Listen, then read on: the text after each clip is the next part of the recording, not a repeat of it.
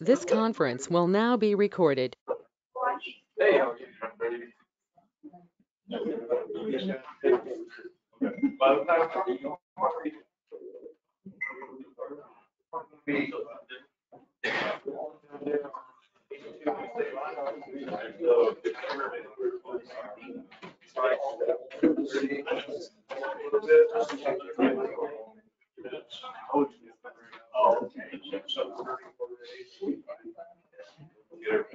wrap it up, go over.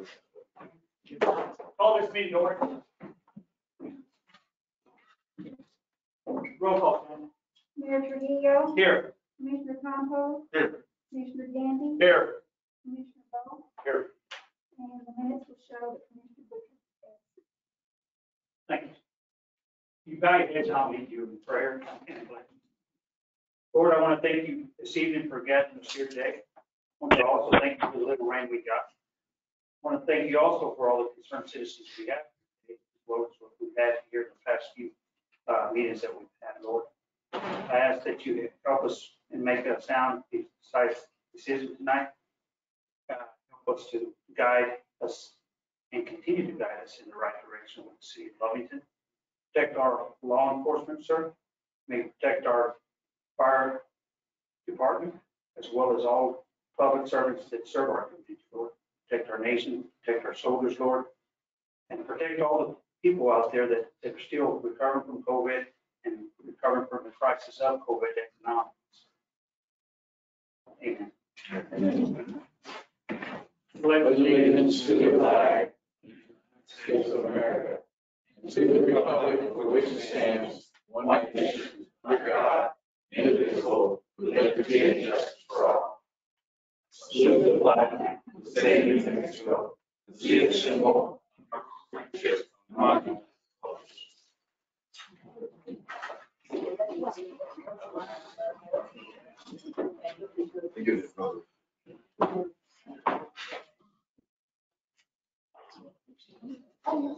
Draft motion to approve the agenda. So, Second. Motion was made by Commissioner Compost, second by Commissioner Gandy. Is there any discussion on the agenda? There's no discussion on the agenda, roll call vote, Shannon. Commissioner Gandy, yes. Commissioner Bowe, Yes. Commissioner Compost, Yes. Mayor Trujillo. Yes. Agenda is approved. Moving on to public comment, we will not have staff comment tonight. This meeting. Anybody that want to say anything? Go ahead. May I come? Yes, ma'am. I know we know each other, but you can say your name. Come down. Please bear with me. Good evening, city commissioners and administration. Thank you for allowing me the chance to speak. My name is Skylar Farnham. I'm a citizen of Lovington. I was born and raised here, and not only that, I've now worked for the city of Lovington for 2 years. I'm the EMS coordinator at our local fire department, and my job is teaching others how to care for the sick and wounded of our community. Teaching others about medicine and life in general is something that I have a great passion for. The city of Lovington is where I've chosen to do my job, and I love my job. The reason for my speaking tonight is manyfold. Please know that I'm speaking for myself only, but I'm speaking very honestly. I've been taught my whole life that silence is acceptance, and I don't accept what is happening.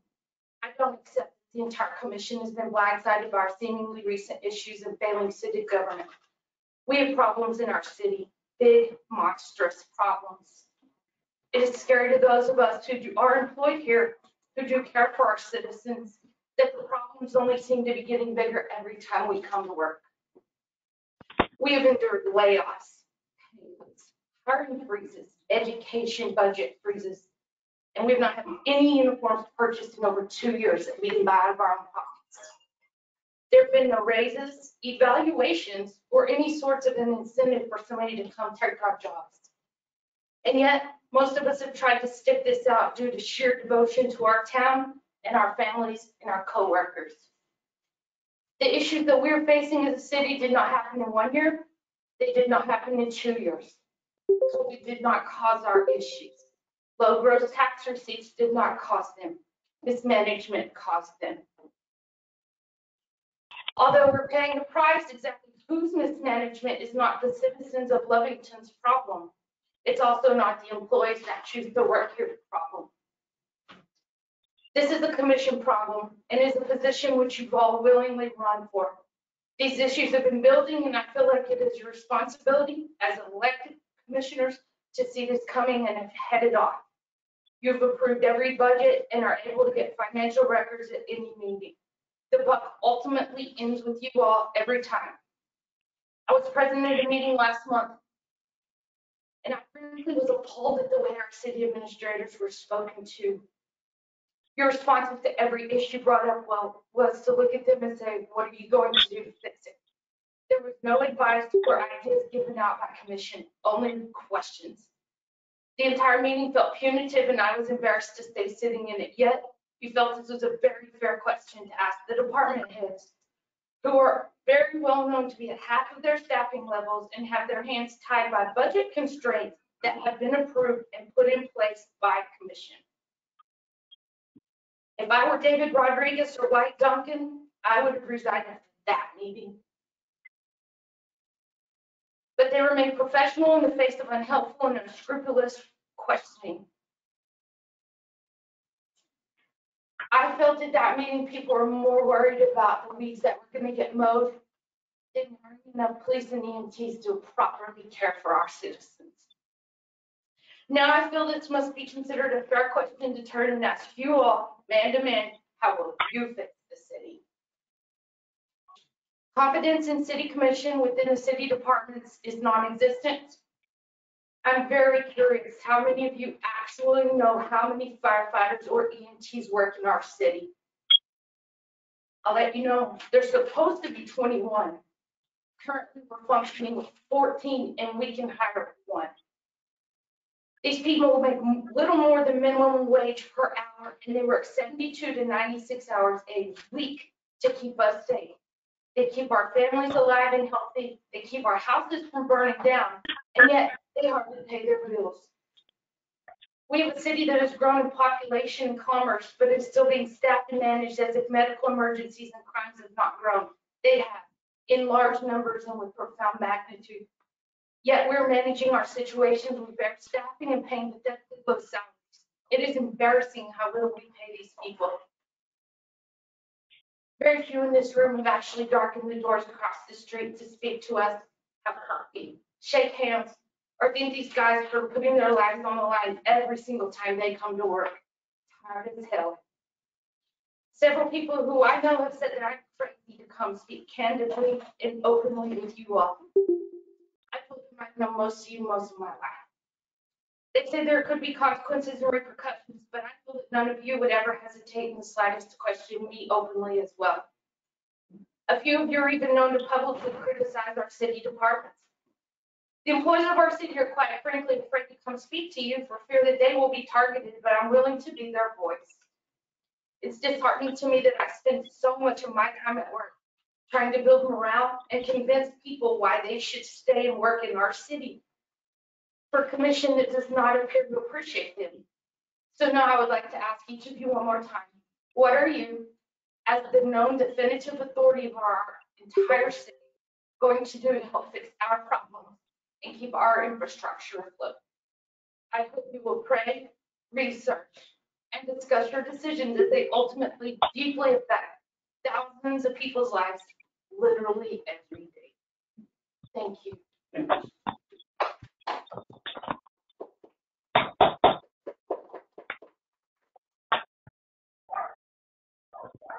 Anybody else have another public comment?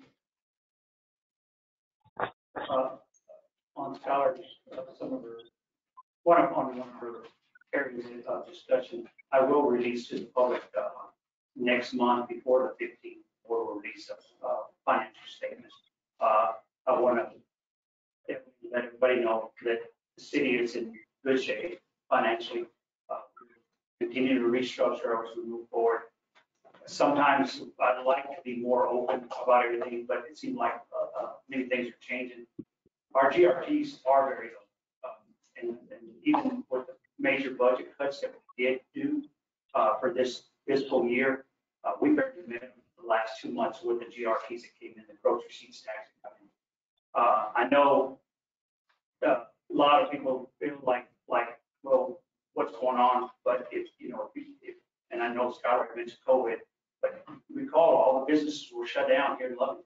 We didn't receive any, if not very little money last year. And we were about a little over $2 million short up to probably when they started opening back up the doors here in June. We were already $1 million coming into this year. So you're looking about $3 million in GRT loss. So we got to make up for that GRT. And yes, Scott did a point. I feel it was managed poorly up to that point. I've seen it. I average probably about 3 to 4 hours here a week with the city. Per day here at the city, talking to staff, trying to find ways how we can operate until we get where we need to be. And I know that they're short staff, we try to accommodate, but I have to look for the direction of the treasurer, and I have to take his advice when he says GRTs are low. We can only add 1 here and 1 there. But if you notice, we've been adding probably monthly as we've been from that cutback. And discussed with the board, prioritizing our moves forward. And our prioritize is safety. And when I say safety, it's EMS, fire department, police department, as well as public works, because you got to have clean running water. So that is our current priority, and we've been adding staff there as we go. I have a better understanding, a better feeling once our board releases the first quarter sheet of this our new fiscal year. Our new fiscal year starting July 1, so you will see the first quarter report. It shows what accounting practices say in the black. We're in the black. We're not in the red. We're doing good financially. Our cuts are doing good. We saved over $1.5 million since we did our new budgeting. So we are moving forward. That we're trickling leaps and bounds, but until this economy takes off like it's supposed to, until we start seeing GRTs above 600,000 per month, it's still going to be pretty tough. But the way we're managing it, and I appreciate the employees, like I said, I talk to them. I'm not just coming here and just going home. I'm here every day. So I'm trying to figure out ways how we can continue till we overcome this. But I assure you that we are moving forward, and this board is doing everything possible they can, and we're prioritizing how we move. So once you see that balance statement, I think you'll feel a little bit more comfortable. But that will start with public safety first. So if you see weeds growing at the park or something like that, say, hey, their priority is safety for the community, and that's where it's been. And it will continue until we get it past this. But I'm hoping we do have revenue come in. We are getting grants also for equipment and so forth that has been lacking. We are working on it. But my projections, hopefully by, which I've talked to Treasury gods today about, here within the next 30 days, more staff, because we are meeting our budget, and he said we can add it back down. So that's another thing, is either we get back or we add staff. So we're gonna have to make that decision as a board. Go ahead and all the ones that took 34 hours at full pay, or go ahead and give them the 40 hours at full pay, or do we add staff or need? So it's a decision the board will have to make. But I just want to assure the public that the city is doing well financially. We will release our first quarter budget. Not budget, our financial statement here before the 15th of October. Thank you. Is there any other public? Yes, may I respond to Scott? Yes. If I may? Yeah. Scott, I want to applaud you for coming up here and having the courage to address the commission. My heart breaks along with yours and everybody else is here. We are in dire straits. I've never seen the city of Lovington in such bad shape. And I, for one, I'm not speaking for these other guys, but I, for one, accept responsibility for that. I, as a board or member of the board, we are the final say in these decisions.